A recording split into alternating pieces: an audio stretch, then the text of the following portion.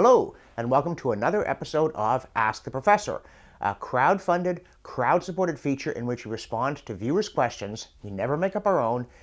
Your questions on everything from economics to history, political philosophy, all those things that concern us in trying to keep government limited and our society strong. All right, here's a question from Isabel who says, I know you did not support Donald Trump for president. Now that the election is done, what consequences do you see for America, American society, and world affairs in the next 4 years?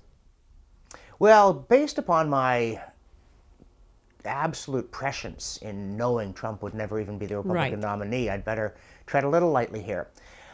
I see some encouragement in the appointments that he's made, particularly his Secretary of Education, who's a major proponent of charter schools. Maybe we will see some redemption. He does want to lower tax rates. There's more of the conservative agenda in the president-elect than there ever was in the candidate, and that's a good thing, because one of my major complaints about Trump is that he was not conservative in any recognizable sense of the word, either before seeking the Republican nomination or in 2016. I also believe that there is a certain virtue in unpredictability in foreign affairs. With some presidents, it is too easy for the bad guys to see how they will react. In his book, Strategies of Containment, John Lewis Gaddis said that during the Cold War, Democratic presidents tended to favor symmetrical response to threats, calibrated to what the enemy had done, measured, whereas Republicans tended to favor asymmetrical and hence unpredictable responses. They might do nothing or they might do something fairly drastic.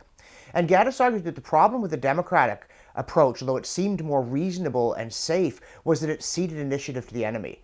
And then you get presidents, including Barack Obama, who predictably didn't react to anything at all except with words, which was very dangerous and encouraged people like Vladimir Putin to run amok with what's frankly rather a third-rate superpower. To say nothing of the Syrian regime, yeah.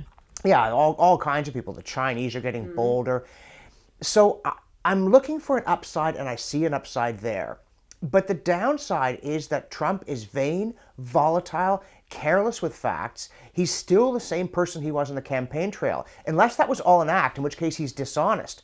But I fear that it was not. It was, in a weird way, it was an act wrapped around a reality, that he is a clown and a buffoon, and I would hate to work for this man. Some people say he's gentlemanly and courteous in private, but he looks to me unpredictable. His business affairs, there are too many shaky things going on there. So I come back because I'm looking for grounds for hope, and I do want the Trump presidency, well, I want the United States to succeed. I don't have any great, the Trump presidency, I don't care, except insofar as it affects the success of the United States and the security and prosperity of the West. But the Americans have a division of powers. Congress is in the hands of the Republicans. The states are in the hands of the Republicans. Their victory in 2016, though they lost the popular presidential vote, was massive at every other level. And I trust that Congress is filled with some people who, despite the evil reputation congressmen have worked long and hard to acquire over the years, will hold Trump in check. It's in foreign policy where that's hardest to do, and where we better keep our fingers crossed for at least the next 4 years.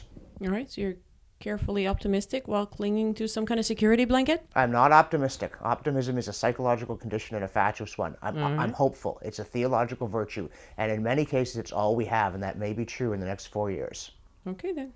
Thanks. Folks, if you would like to ask your question of the professor, go to the URL on your screen and everything there will be explained. Thanks, and see you next time.